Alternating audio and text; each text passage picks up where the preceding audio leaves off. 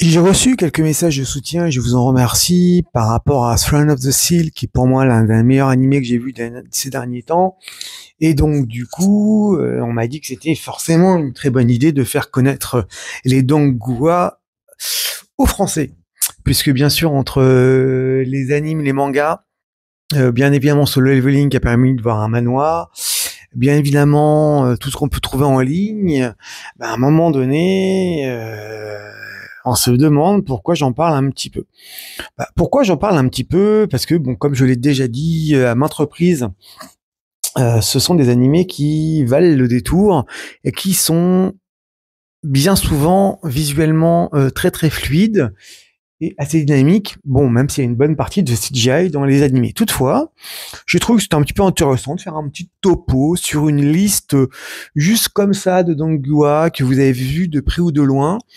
Moi, à titre personnel, je suis arrivé très tard, hein, puisque je l'ai connu via King's Avatar, qui est un des premiers animés de ce type-là que j'ai vu il y a bien longtemps. Et effectivement, j'ai creusé pour essayer d'en trouver un petit peu d'autres.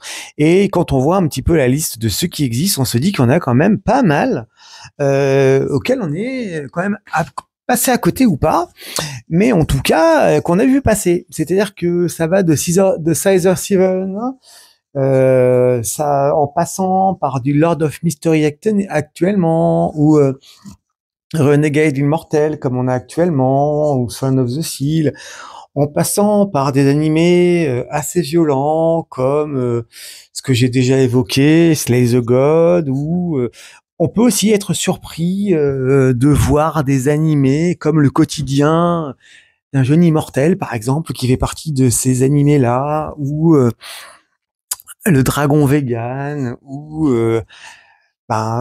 plus récemment To Be Hero X, par exemple. Et donc, je trouvais que c'était un petit peu intéressant parce que autant sur Crunchy, on a quand même pas mal qui sont dispo, autant il y a des sites spécialisés sur le sujet. Et bien souvent, quand on va sur les critiques et les animés des Donghua qui sont évoqués en premier, on tombe bien souvent sur ceux qu'on a déjà vus. Donc c'est pour ça, je me suis dit que c'était peut-être intéressant de faire un topo. Alors bien évidemment, comme je le disais très souvent, il n'y a pas une grande épaisseur, il n'y a pas une grande profondeur puisque ça pas, on va dire que c'est pas encore très très mature en soi, même si les derniers sortent particulièrement du lot et sont quand même assez adultes. Et on a généralement une très belle animation, c'est un petit peu violent, c'est à la limite du film dans certains cas, dont d'autres, ça se représente comme du Final Fantasy, comme d'autres, on en a, ça fait beaucoup plus enfantin, comme le Dragon Vegan typiquement, ou Caesar Seven, qui est certainement l'un des plus visuellement les plus crades que j'ai pu voir.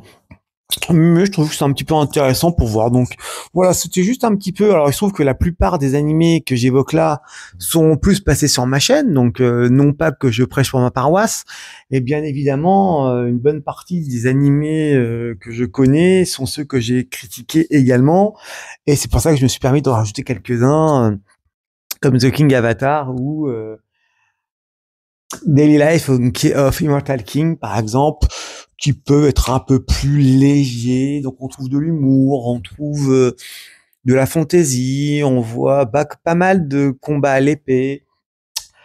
Bien souvent, la discrimination, bien souvent des combats entre des dieux, des humains, comme dans Rise of the Weak. Et c'est vrai que dans tout ça, je trouve qu'on peut trouver un petit peu son bonheur.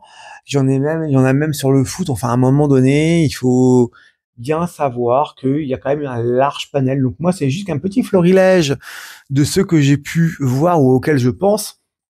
Il y en a certainement un paquet d'autres que j'ai oubliés, mais c'est vrai que je trouvais que c'était une bonne première vision pour ceux qui veulent connaître un animé qui peuvent quand même parfois, si ce n'est faire concurrence à Solo Leveling pour certains, ou qui ne peuvent pas forcément faire concurrence aux meilleurs, sont quand même assez proches au vu de la qualité visuelle et de l'énergie déployée et de la rapidité d'image et de la fluidité des combats qui méritent le détour.